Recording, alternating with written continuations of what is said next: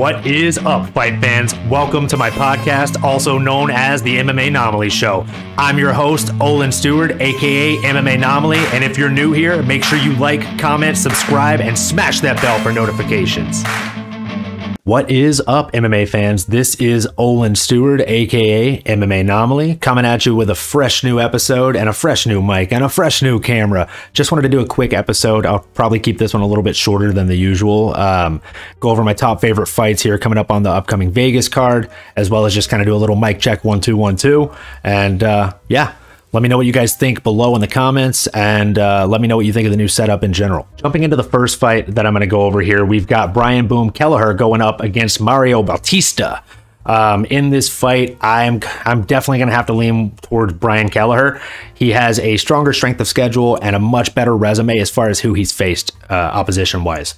He has wins over Renan Barão, who is a legend of the sport. If you've watched the sport thus far or back in the day, for sure you know who that is. He dethroned that guy. I mean, not dethroned him. That was TJ Dillashaw. But I digress. He beat the guy. He beat him decisively by decision.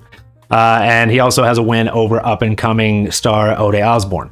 So, that being said, I think Brian Kelleher goes out there and gets it done, whether it's TKO, submission, or decision.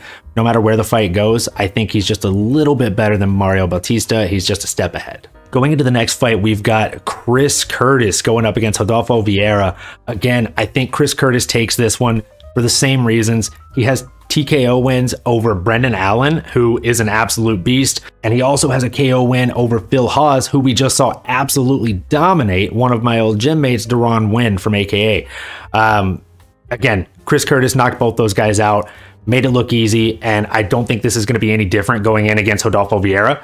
I think he negates the takedown offense and ends up landing shots of his own, probably wins via uppercut knockout while Rodolfo's shooting in for a takedown. In the next fight, we've got Nathan Menes going up against Umar Nurmagomedov. You know darn well it is hard to bet against a Nurmagomedov. That being said, I am betting on Umar Nurmagomedov for reasons obvious. I mean, the guy's undefeated. Since joining the UFC, he's gotten 2 fights, 2 wins, 2 submissions, 2 rear naked chokes, don't you know? His opponent has joined the UFC 3 fights ago. He has 1 win by decision, 1 win by submission, rear naked choke, and 1 win by TKO. So I don't think you can really ask for a better or more well-rounded entry to the UFC than Nathan Menes has. But I think Umar Nurmagomedov goes out there, gets it done in impressive fashion, probably gets a 3rd submission win in the UFC. In the next fight, we have Neil, the Gatekeeper Magny himself, going up against the up-and-coming hype train Shavkat Rakhmonov.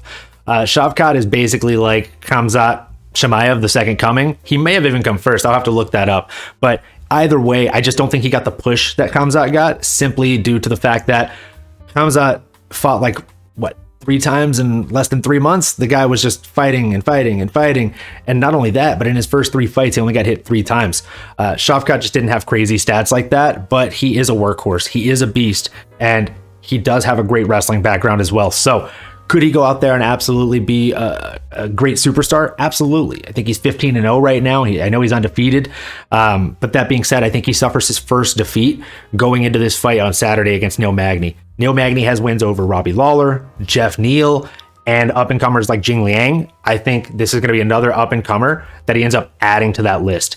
I think he comes out and beats Shavkat Rakhmonov across the distance, and I think he makes it a grueling and painful match for him. Obviously, the last fight I'm going to go over, it's hard not to be excited about the main event here. We've got Arman Tsarukyan going up against Mateo Scamro. This is one of those main events where I'm really torn.